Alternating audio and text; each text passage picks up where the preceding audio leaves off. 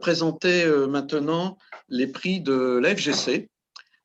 Cette année, donc, il y a 3 prix qui sont remis. Et donc, on les remet par ordre alphabétique. Et le premier prix qui est remis, c'est à Sylvain Châtaignier. Et j'invite donc Emmanuel Ferrier, qui est président du comité scientifique et technique de la FGC, à faire l'introduction de Sylvain Châtaignier. Merci Bruno. Donc, je pense que donc le son c'est bon, sinon j'aurais eu Didier qui m'aurait ramené. C'est bon. Bien, donc bonjour à tous. Donc c'est un réel plaisir pour moi en tant que président du CST de remettre ce premier prix FGC au titre donc de l'année 2020. Donc Sylvain Châtaignier est un jeune ingénieur chercheur donc qui a été diplômé en somme toute assez récemment, en 2005, pardon, à l'ENTPE sur Lyon. Et alors, ce qui nous a attiré, c'est donc ce premier prix est remis au titre de la recherche. C'est tout au long de sa carrière une poursuite de ses activités de recherche sur un thème qui est le collage dans les structures, un thème relativement complexe. Donc, Sylvain a démarré sa carrière au laboratoire d'Autun, qui est donc une équipe ressources du CT de Bron, et puis a poursuivi sa carrière à partir de mars 2011 à l'IFSTAR de Nantes sur la problématique du collage et des composites, mais surtout sur la problématique des câbles utilisés dans le domaine des structures. Alors, dans son parcours, il faut tout de même noter, malgré sa forte activité professionnelle, la défense d'une habilitation à diriger des recherches relativement récemment, en septembre 2016, et puis la coécriture de 26 articles dans des journaux internationaux, ce qui est vraiment à souligner. Donc, pour toutes ces raisons, c'est un réel plaisir aujourd'hui de délivrer ce prix à Sylvain, et je vais lui laisser maintenant la parole pour poursuivre. Donc, c'est la présentation de son jeune parcours d'ingénieur de recherche au sein de l'IFSTAR. Sylvain, c'est à toi. Merci Emmanuel, et merci au CST et puis à la FGC pour ce prix. Vous m'entendez? Oui. Oui. Est-ce qu'il faut que je projette ma présentation ou du coup... Je l'ai à l'écran. D'accord. Alors du coup, j'ai focalisé ma présentation justement sur mes contributions sur l'utilisation du collage structural et des matériaux composites en génie civil. Alors elles s'inscrivent à différents niveaux de maturité puisque aujourd'hui c'est encore relativement peu utilisé. Bon, les matériaux composites sont utilisés beaucoup maintenant pour la réparation, le renforcement extérieur collé, mais il y a d'autres utilisations qui sont moins avancées. Et donc, en fonction de l'application étudiée, eh bien, soit je m'intéresse à l'efficacité de cette méthode d'assemblage ou de ces matériaux pour l'application visée, et j'essaie de le quantifier. Soit je m'intéresse à la durabilité de cette solution, notamment la durabilité du collage, c'est vraiment un gros enjeu ou un gros verrou qui limite l'extension de son application. Et puis, pour des applications plus matures, je m'intéresse à comment on vérifie la qualité de sa mise en œuvre sur site, comment on assure une qualité de mise en œuvre sur site, et puis comment on vérifie son efficacité au fur et à mesure, donc comment on le suit dans le temps. Alors, je m'appuie sur plusieurs types de disciplines. J'associe toujours beaucoup d'évaluations expérimentales en laboratoire avec de la modélisation et puis avec pas mal d'instrumentation. Donc tout au long de mon parcours, qui est, c'est vrai, relativement court, ma thématique centrale, c'est bien la thématique du transfert des efforts entre les matériaux par collage structural ou entre les matériaux composites et le béton, par exemple, dans le cas des armatures composites.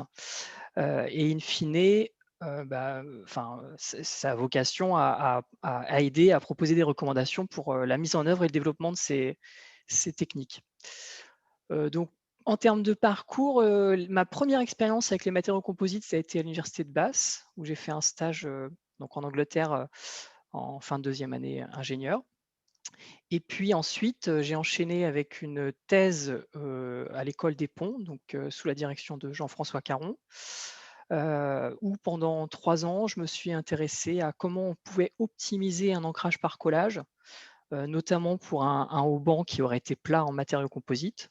Donc vous avez à gauche le schéma final de l'ancrage, où on joue en fait sur la courbure pour augmenter les capacités en cisaillement de l'adhésif.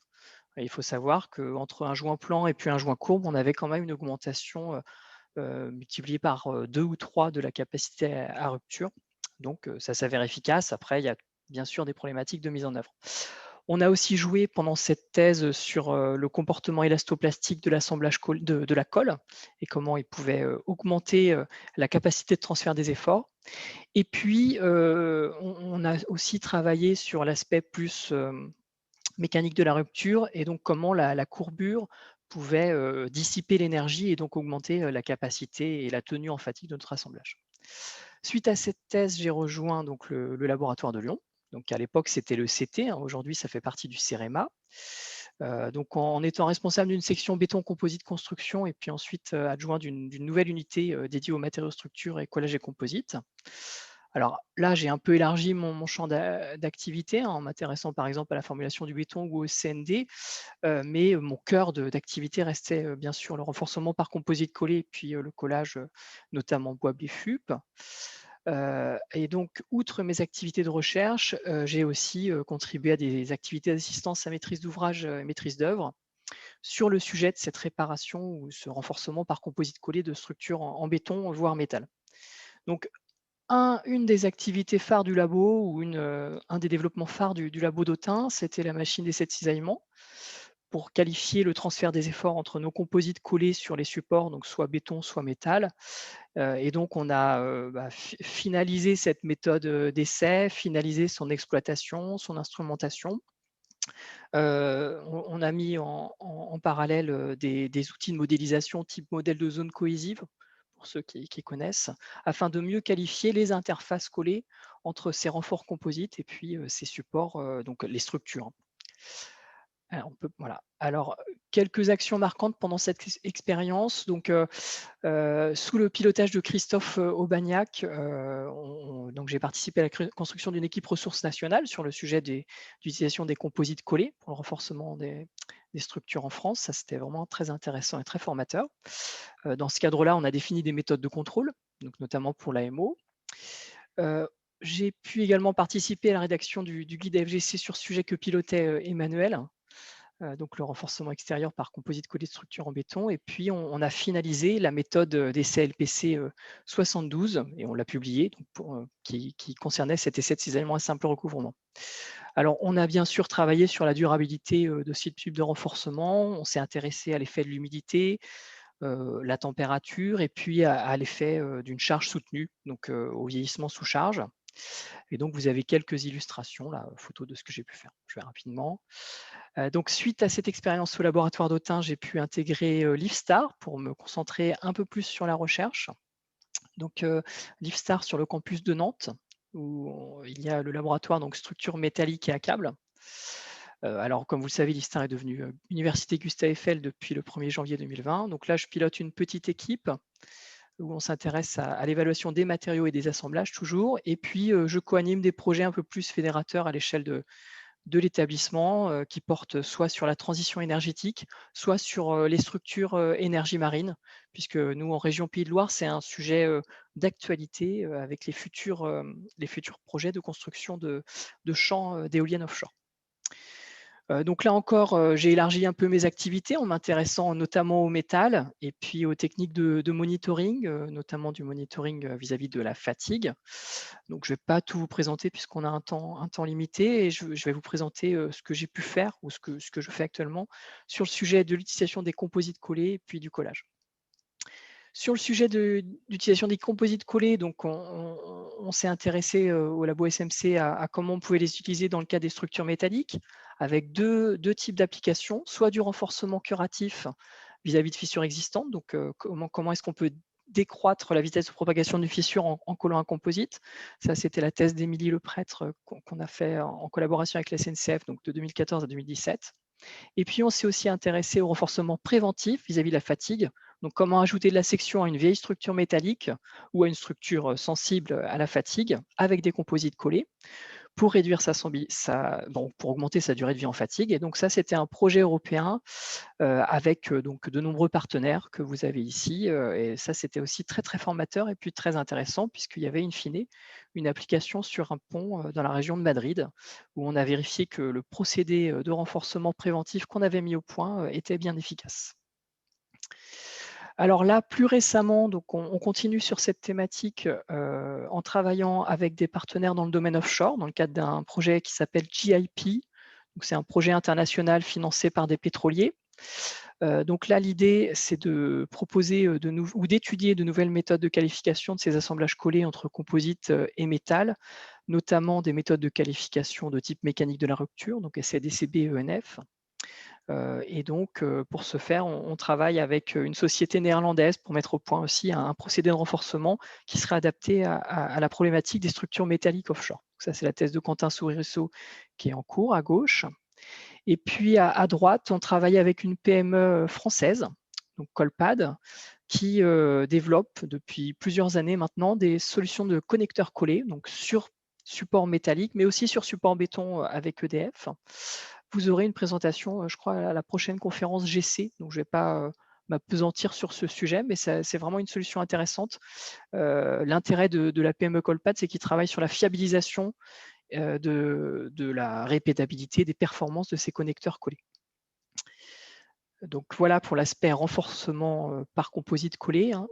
Et puis un autre sujet sur lequel on travaille au labo SMC, puisque c'est bien le laboratoire qui s'appelle structure métallique et à câble et qui s'intéresse aux armatures à l'Université Gustave Eiffel. Donc on travaille sur les armatures composites qui visent à proposer une solution de remplacement des armatures fer-carbone classiques dans les cas des environnements les plus agressifs. Donc, on a eu une première thèse de 2011 à 2015 d'Arnaud Roland, où Arnaud s'est intéressé à la durabilité de ces armatures à fibre de verre en milieu alcalin. Et là, on a une thèse qui démarre avec l'Andra, où on s'intéresse à cette durabilité, mais sous charge. Donc, on regarde l'effet de la charge appliquée sur les cinétiques de dégradation et de diffusion de ces alcalins dans l'armature composite. Alors, ça nous a permis donc de développer plusieurs essais de caractérisation, de mieux comprendre les avantages et inconvénients de ce type de solution et puis ce qu'il fallait étudier. Et donc, depuis 2018, je co-anime avec Laurent Michel de l'Université de Lyon un groupe FGC qui vise à proposer des recommandations pour qualifier ces armatures, proposer des recommandations pour dimensionner des structures en béton avec ces armatures et puis donner des éléments de retour d'expérience en termes de durabilité. Et donc là encore, c'est une nouvelle expérience très, très formatrice puisque dans ce groupe, on a des gens d'horizons divers qui apportent tous leur pierre. Donc l'objectif, c'est de finaliser ce guide pour cette année. Donc je remercie tous les co-animateurs et tous les membres du groupe puisqu'on a un groupe très dynamique et j'ai bon espoir qu'on arrive à atteindre cet objectif. Voilà, alors du coup, comme Madame Bessière, je suis assez d'accord, tous les projets ou les sujets sur lesquels j'ai travaillé, c'était vraiment pas tout seul, c'était avec des équipes, soit d'autres chercheurs, des techniciens, des étudiants ou des professionnels. Et donc, je remercie toutes les rencontres et puis toutes les collaborations que j'ai pu avoir, celles qui sont en cours et d'avance, celles à venir pour continuer à travailler sur ces sujets intéressants et puis qui permettent de proposer des solutions alternatives aux solutions plus classiquement utilisées dans le domaine du génie civil. Voilà, j'espère que j'ai été assez court.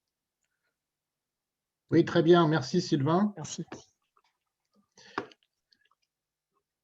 C'est Christian Crémola maintenant qui va présenter le prochain prix remis à Denis Davy. Oui, bonjour à tous. Vous m'entendez bien? Oui, très bien. Bon, c'est parfait. Donc, bonjour à toutes et à tous. Donc, nous avons le plaisir cet après-midi de remettre le prix AFGC à Denis Davy. Alors, je vais me dispenser de vous faire le rappel de sa carrière professionnelle. Il le fera bien mieux que moi et cela vous évitera de l'entendre deux fois. Denis Davy, pour ceux qui s'intéressent au génie parasismique dans le domaine des ponts, c'est l'expert du CEREMA. Et on peut dire que c'est un expert aussi national et international reconnu, puisque en 2019, il a reçu le prix de l'Association française de génie parasismique. Et c'est tout naturellement que la FGC lui décerne cette année le prix AFGC. Alors, Denis Davy n'est pas un chercheur au sens professionnel du titre, même s'il a contribué à plusieurs actions de recherche, à des projets du CEREMA ou de l'IPSTAR, Université Gustave Eiffel, et à des projets de recherche européens. Cependant, ces travaux et études ont largement fait progresser le domaine du génie parasismique, notamment par ses contributions considérables dans le développement d'outils méthodologiques et d'actions de normalisation. Effectivement, il a eu toujours soin de rendre accessible au plus grand nombre la pratique du génie parasismique, et on pourra le voir très facilement au travers des publications qu'il a pu faire. Alors, s'il a mené toute sa carrière au CEREMA Méditerranée, c'est-à-dire au CT Med quand il s'appelait comme cela, après un passage de quelques années au CETRA, il a su faire évoluer ce qui était une action locale, avec une spécialité séisme, en une action nationale et internationale, comme je le disais, reconnue. Il est à ce titre ce que j'appellerais l'archétype même de l'expert dont doit s'enorgueillir un établissement comme le CEREMA. Sur ce point, la carrière de Denis Davy montre qu'une expertise maîtrisée se construit au terme de plusieurs années et qu'elle nécessite de combiner projet opérationnel, recherche appliquée, normalisation et formation. Un tétraptyque qui fut la force des services de l'État, mais qui tend à disparaître. Cette expertise dans le domaine de l'impact du risque sismique appliqué au pont s'est élargie il y a quelques années à d'autres formes d'ouvrages, les ports, les bâtiments, et à d'autres risques naturels, notamment hydrauliques, au travers d'analyses de risques relatifs à l'affouillement. Nul doute que cet élargissement, que salue également l'obtention de ce prix, sera l'occasion de développement technique du même acabit que ceux exécutés par Denis dans le domaine sismique. Je laisse maintenant la parole à Denis qui va détailler son parcours professionnel, ses activités, son investissement dans l'amélioration et la diffusion des connaissances. Et Denis, c'est à toi. Oui, bonjour. On t'entend. Ok, parfait. Eh bien, merci beaucoup, Christian, pour cette introduction. Donc, effectivement, le génie parasismique, je suis un peu tombé dedans quand j'étais petit, puisque je me souviens, même très jeune, me passionner pour les sciences de la Terre et tout ce qui touchait autour des volcans, qui sont directement liés à la tectonique des plaques. Et donc, pour moi, ça a été un choix naturel à l'École nationale des travaux publics de l'État que de choisir ce cours de génie parasismique. Et puis ensuite, de fil en aiguille, à l'occasion d'un stage de deuxième année à l'Université de Californie à San Diego, j'ai eu l'occasion de tester des piles de pont à échelle entière, donc en grande échelle en laboratoire jusqu'à la rupture, ce qui m'a beaucoup plu, ce qui m'a conduit à réaliser une quatrième année de spécialisation toujours dans cette même Université de Californie, San Diego. Et puis, à mon retour, d'intégrer le CETRA avec cette casquette de spécialiste séisme. Et puis ensuite, petit à petit, à force de pratiquer, on devient de plus en plus sollicité. Et puis, à force d'être de plus en plus sollicité, on se confronte à des difficultés nouvelles. Et c'est comme ça qu'on monte en expertise petit à petit. Donc, au travers de ce parcours, CETRA, puis CT Méditerranée, puis CEREMA Méditerranée, qui m'a valu un certain nombre de distinctions, de reconnaissances, d'abord par le comité de domaine ouvrage d'art que je remercie. Donc d'abord spécialiste en 2006, puis en 2010, puis expert en 2014 et expert international en 2018, ce qui m'a également valu comme reconnaissance dont j'ai été très honoré, le prix AFPS 2019. Donc j'ai eu également l'immense chance et l'immense bonheur de très tôt, dès le début de ma carrière au CETRA, d'avoir travaillé sur des projets exceptionnels, notamment la conception et le suivi des études d'exécution du viaduc de Saint-Paul à La Réunion, donc un viaduc de 750 mètres à 2 fois 3 voies.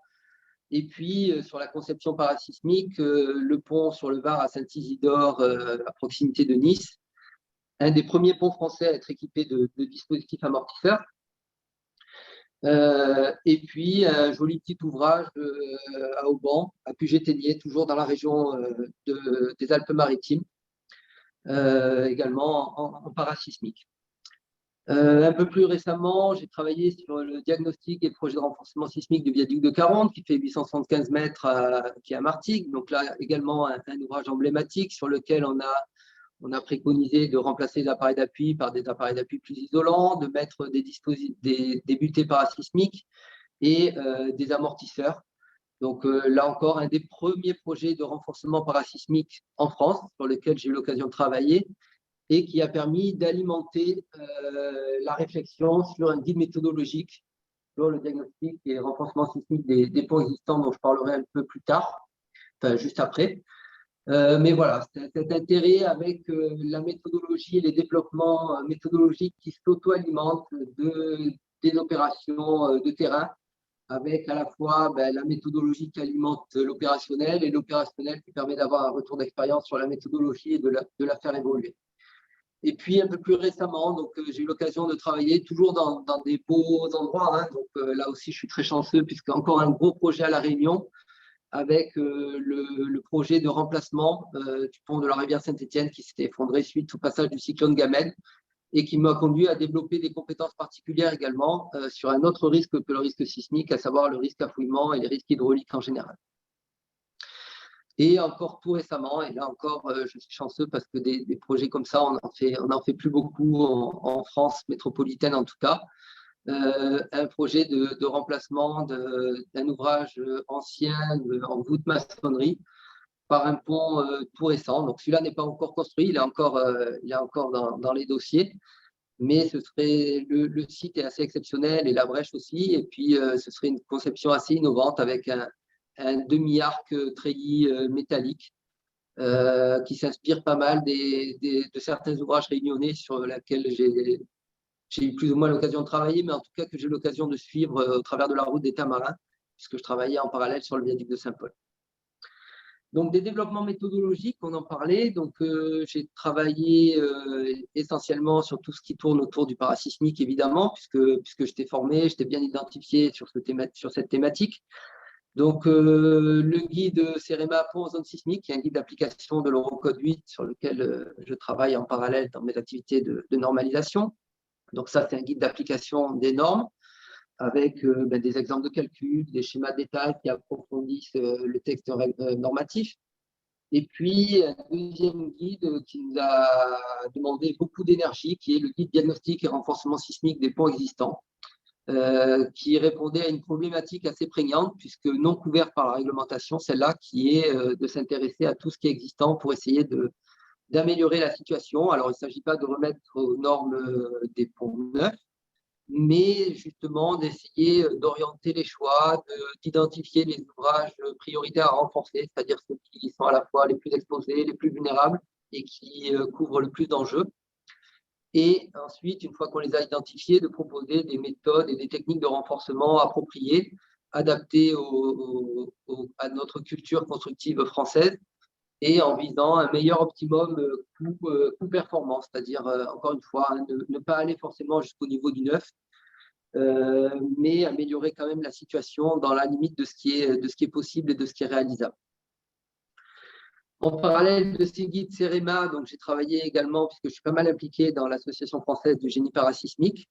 Donc, j'ai copiloté la rédaction du cahier technique pour l'emploi des dispositifs parasismiques sur les ponts, donc tout ce qui est dispositifs, amortisseurs, isolateurs, etc. Donc, ça, c'est un cahier technique coédité par le CEREMA et la FPS. Et j'ai travaillé également sur le guide de dispositions constructives parasismiques qui a eu un gros succès parce qu'il a rapidement été en rupture de stock. Donc là, ce n'est pas uniquement sur les ponts, mais ça traite tout type de construction et tout type de matériaux, acier, béton, bois, maçonnerie. Et moi, évidemment, je me suis davantage consacré sur le chapitre relatif au béton et aux ponts en particulier. Et puis, ce que je disais tout à l'heure, c'est que notre zone d'action en Méditerranée est relativement exposée aux phénomènes hydrauliques. Qu'il s'agisse de l'épisode méditerranéen Cévenol sur la zone métropolitaine ou des cyclones à La Réunion. Et donc, fort de l'expérience que j'ai pu acquérir au travers des projets opérationnels, on m'a confié la rédaction d'un guide ou l'animation d'un groupe de travail chargé de la rédaction du guide sur l'analyse des risques de pont en site à Fouillat. Les développements méthodologiques, ce sont des outils, mais ce sont des guides, pardon, mais ce sont également des outils. Et donc, j'ai essayé de produire et de développer toute une famille d'outils pour l'évaluation préliminaire du risque sismique sur les infrastructures. Donc, dans l'idée d'une logique un peu entonnoir, où on part d'une grande maille, d'un grand territoire pour essayer de hiérarchiser et d'identifier les structures les plus sensibles. Et donc ça, on l'a fait d'abord pour les ponts avec l'outil Sismora, ensuite pour les murs avec l'outil Sismur, l'outil Sisroute qui agrège un peu Sismoa, Sismur, les remblais routiers qui croisent avec les indices d'aléas, les indices d'enjeux, etc., de manière à cartographier les risques, avec le pendant Sisquet pour les infrastructures portuaires et Sismet qui est une adaptation des outils développés initialement pour le réseau État, à l'échelle plutôt des collectivités territoriales et des métropoles avec des enjeux particuliers qui peuvent traiter de la desserte d'enjeux particuliers pour métropolitains, des stades de foot, des salles de concert, des EHPAD, etc. Et qui intègre également le risque de chute de bâtiments sur les routes, puisque dès qu'on rentre dans des zones plus construites, plus urbaines, on a ce risque-là qui vient se rajouter. Alors, le développement méthodologique et les outils, c'est bien, mais c'est encore mieux si on les confronte régulièrement au retour d'expérience du terrain. Et c'est un peu dans ce sens-là que j'ai pu participer à une mission d'expertise post-sismique suite au séisme de l'Aquila en Italie en 2009, avec mes collègues du CETRA, que j'ai pu participer à la mission FPS d'expertise bâtimentaire d'urgence lors du séisme du Teil de 2019 en Ardèche, pour tester des grilles d'évaluation des dommages sur lesquels on est en train de réfléchir pour le décliner aux ouvrages d'art. Et puis, tout récemment, l'hiver dernier, avec les inondations qui ont frappé la vallée de la Roya, j'ai eu l'occasion de participer à une mission d'expertise bâtimentaire sur les bâtiments les plus touchés, qui avait pour objectif de dégrossir un peu le travail des missions d'inspection qui ont été déployées de manière beaucoup plus étendue par la suite. Mais c'était déjà cibler les zones, cibler les types de dommages qu'on allait rencontrer et donner quelques premières préconisations. Alors, donc, la méthode enrichie de retours d'expérience, mais également de missions d'expertise opérationnelle de plus en plus sensibles, de plus en plus ciblées. Donc, je suis moins dans le faire directement, mais plus dans l'accompagnement, dans l'expertise. Donc, c'est un positionnement que j'ai eu l'occasion de mettre en œuvre sur, par exemple, la mission d'AMO pour le pont sur la rivière des Galets, toujours à La Réunion. Maintenant qu'on connaît bien le site, le type de sol qu'on peut avoir, le type d'agression qu'on peut avoir par les rivières torrentielles, ça a profité à la construction de ce pont et à la validation des hypothèses de calcul et des études de détail des piles, notamment des appuis. Un appui d'expertise pour les quais de l'arsenal de Toulon qui ont vocation à accueillir les futurs sous-marins d'attaque nucléaire. Donc là aussi, quelque chose à fort enjeu avec, comme on est sur du nucléaire, on a des niveaux d'aléas qui sont beaucoup plus forts avec des périodes de retour majorées, etc. Des appuis en expertise sismique sur les viaducs de l'A9 pour la société concessionnaire ASF à côté de la frontière espagnole, pour le pont Saint-Nazaire du côté de Nantes, et puis pour le pont canal Seine-Nord-Europe. Donc vraiment des projets très, très prestigieux dont je suis ravi vraiment de pouvoir apporter ma pierre à l'édifice. Et sur le risque d'affouillement, là on est en train de décliner toujours pour le réseau ASF, donc sur plus de 250 ponts, la démarche qui a été développée dans le cadre du guide analyse de risque des ponts en site affouillable. Voilà, là encore pour dégrossir un peu le sujet et arriver à cibler les ponts qui nécessitent des études un peu plus sophistiquées. Cette expertise développée m'a amené à participer à plusieurs instances et organisations savantes ou groupes de travail ou groupes de normalisation, que ce soit au niveau national avec notamment le GEP, le groupe d'études et propositions pour la prévention du risque sismique entre 2012 et 2013, puis le comité scientifique et technique de la FPS depuis 2005, la commission de normalisation française AFNOR qui est en charge de la CNPS, donc la commission de normalisation parasismique qui fait la déclinaison française des règles Eurocode 8 en vue de les rendre obligatoires dans le cadre de décrets et d'arrêtés. Donc ça, c'est depuis 2014 où je travaille de manière assidue dans cette commission de normalisation. Et ça m'a amené à candidater et être retenu pour participer au groupe de travail de normalisation de l'Eurocode 8 au niveau de la Commission européenne de normalisation, puisque les Eurocodes sont en phase de révision. Et là, on est en plein dans la production du dernier draft de l'Eurocode 8.2, donc qui traitera de la conception parasismique des ponts.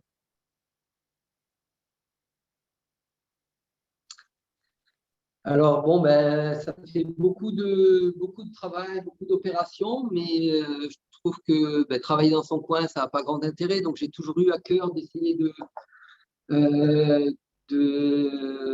présenter, de partager ses connaissances et ses expériences au travers de journées techniques, de colloques qui sont organisés par des associations professionnelles telles que la FGC. Également de publier dans des revues scientifiques et techniques, à FGC ou autres, au niveau national ou au niveau international. Et puis, j'ai toujours eu également à cœur de partager ces travaux et cette expérience au travers de la formation et de l'encadrement de stagiaires, avec un petit peu l'idée nourrie et l'espoir de susciter peut-être des vocations chez d'autres, comme d'autres ont suscité des vocations chez moi. C'est vrai que j'ai eu toujours une vie personnel et professionnel, c'est surtout fait de rencontres, hein, ça a été dit par les primés précédents.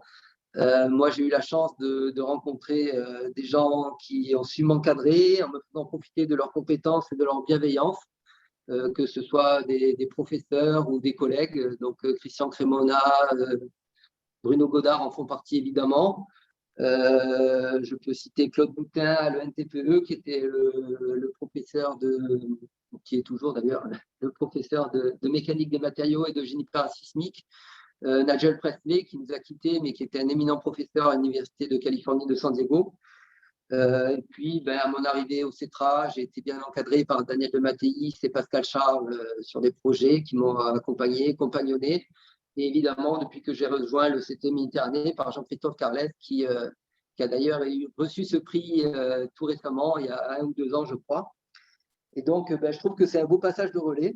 Et je suis extrêmement fier et touché de recevoir cette distinction aujourd'hui de la part des professionnels du génie civil français.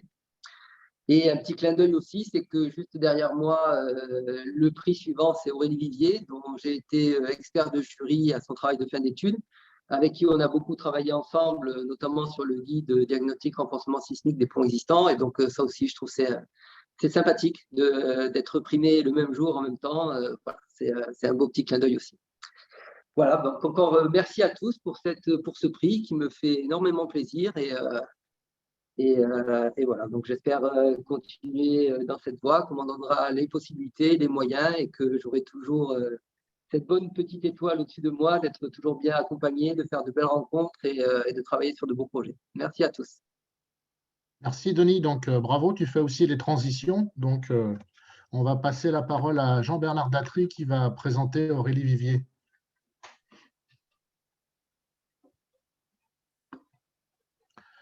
Jean-Bernard.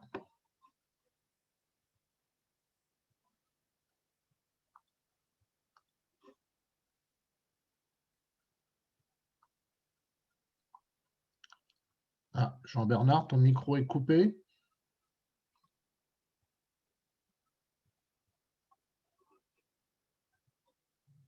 Est-ce que vous m'entendez là? Ça y est, c'est bon. C'est bon? Oui. Bon, donc je vais présenter Aurélie. Donc bonjour Aurélie Vivier, bienvenue. Aurélie, vous êtes diplômée en 2006 de l'ENTPE et d'un master de génie civil et vous êtes ingénieur divisionnaire des travaux publics de l'État depuis 2017. Vous avez commencé votre carrière au CETRA, vous êtes resté jusqu'en 2010.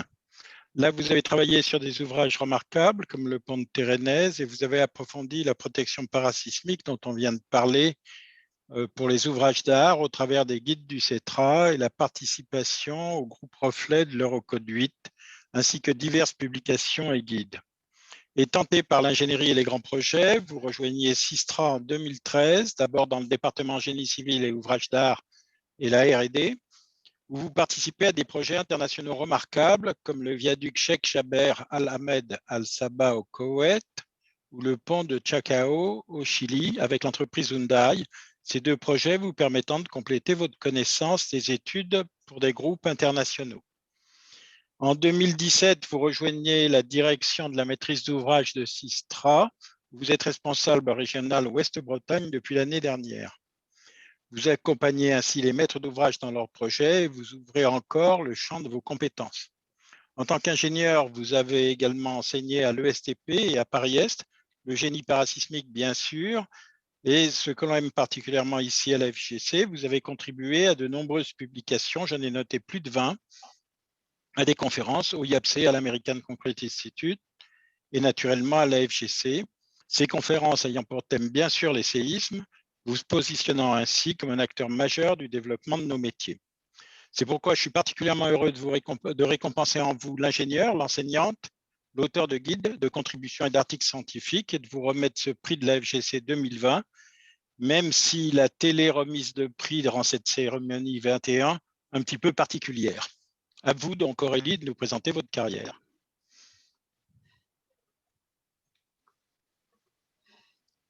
OK. Aurélie, c'est bon?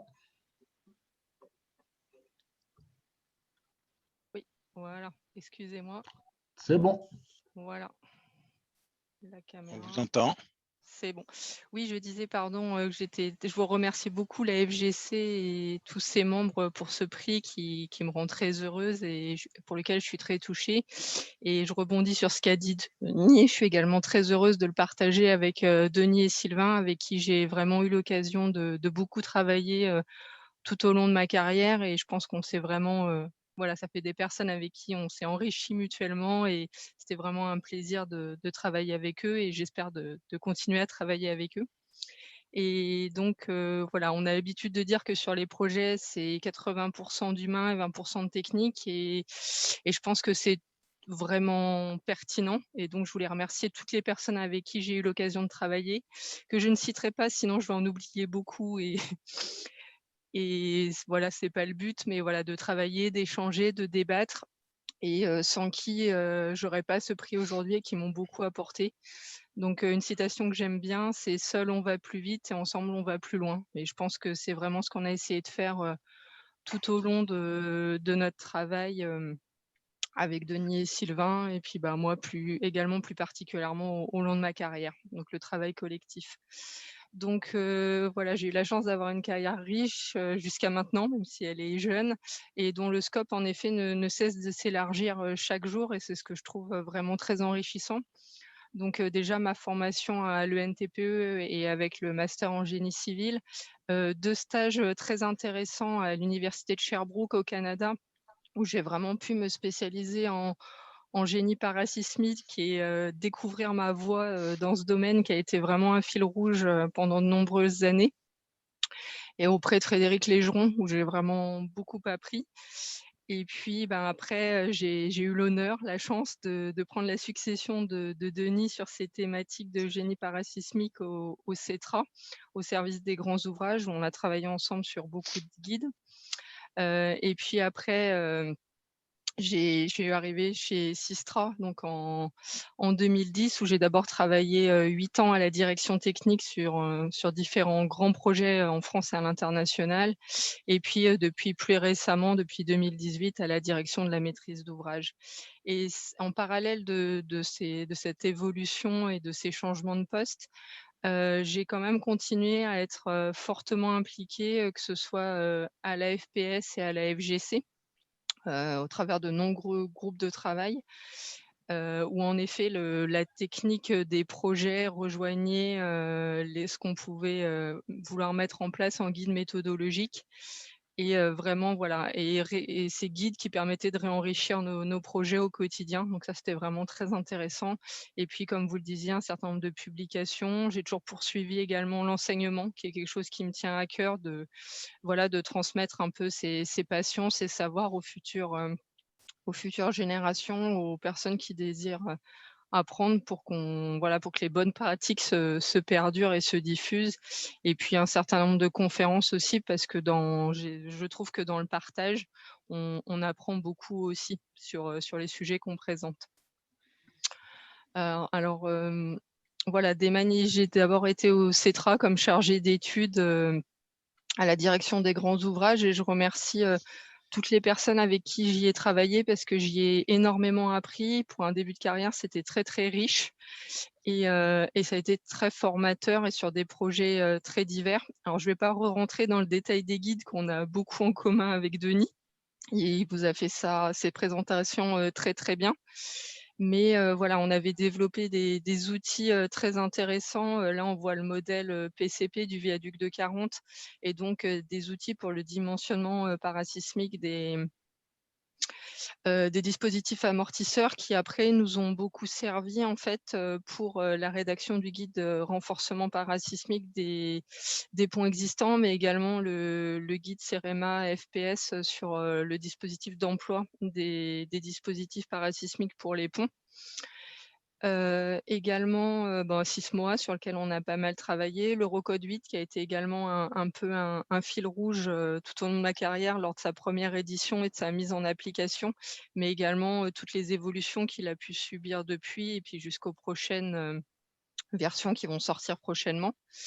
Le viaduc de Saint-Paul, où à la suite de Denis, lié au changement de réglementation qui allait paraître au moment du début de la construction, on a décidé de vérifier le dimensionnement parasismique des appuis, ce qui a consisté à renforcer un petit peu les ferraillages prévus initialement, pour être sûr que le viaduc résiste en cas de séisme à La Réunion.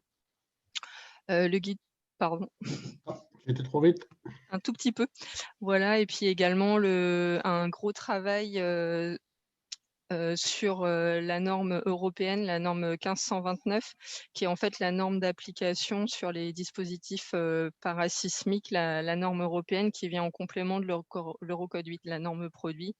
Et puis, j'avais également participé à la mission post-sismique au séisme de l'Aquila en Italie, qui est quelque chose qui m'a beaucoup marqué et qui nous a beaucoup enrichi, notamment pour la méthode Sismoa, et dont je parle encore à mes étudiants pour leur montrer toute la responsabilité qu'on a aussi quand on dimensionne des structures, et l'importance de vraiment faire attention à nos dimensionnements pour préserver les vies lors de ces événements tragiques.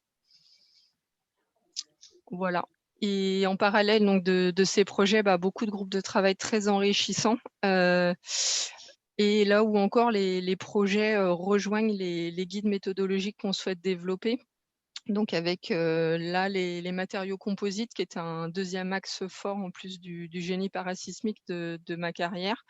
Donc que ce soit le renforcement des structures en béton au moyen des matériaux composites, sur lesquels on a pu faire bénéficier les ponts de Zakheven sur le Scorff en Bretagne, qui ont été renforcés à l'aide de bandes composites, mais également, alors là on recroise deux domaines, le renforcement parasismique des structures en béton armé par matériaux composites, sur lesquels j'ai également travaillé avec Sylvain, Emmanuel et beaucoup d'autres.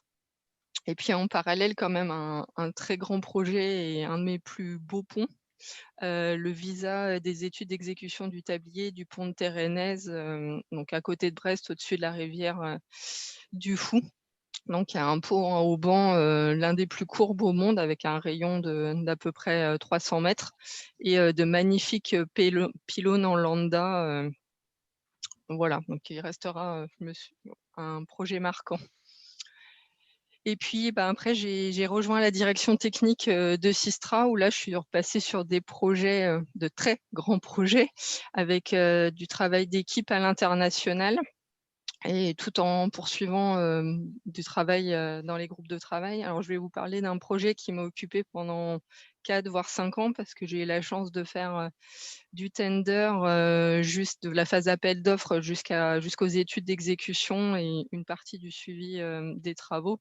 Donc, alors, pont qu'on dit de Soubia au Koweït, donc il y a un viaduc de 36 km en mer dont on était avec Hyundai.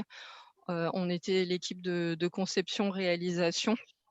Et donc, je m'occupais du design sismique de tout l'ouvrage et je suivais également plus particulièrement la production des études et des équipes sur l'interchange, qui était la zone que vous voyez en haut à droite. Donc, il y a un échangeur avec une dizaine de rampes, à moitié en mer et à moitié sur terre.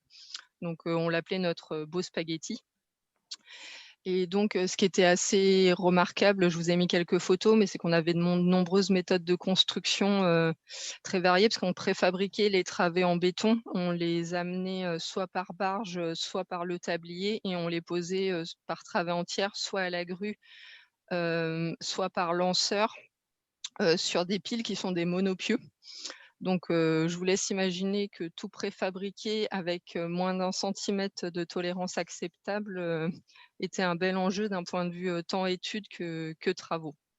Voilà, donc c'est un pont qui est maintenant mis en service et qui restera vraiment un des projets marquants de ma carrière et qui m'a permis de me spécialiser vraiment sur beaucoup d'aspects comme le dimensionnement des appuis en néoprène, en élastomère de très grande dimension et devant résister au séisme, et d'appliquer du coup un certain nombre de guides et de normes vraiment concrètement à grande échelle et à l'international, avec de gros enjeux sismiques aussi sur le dimensionnement sismique des monopieux par exemple. Voilà, et puis d'autres projets toujours aussi intéressants, même si un petit peu plus modestes, donc l'extension à 52 mètres du projet des stations du métro de Lille. Donc, travailler sur des structures existantes en milieu urbain dense. Donc là, au quotidien, inventer des solutions et réfléchir avec les entreprises à des solutions pour réussir à mener les travaux tout en gardant les stations en exploitation et en impactant à minima les sites urbains environnants.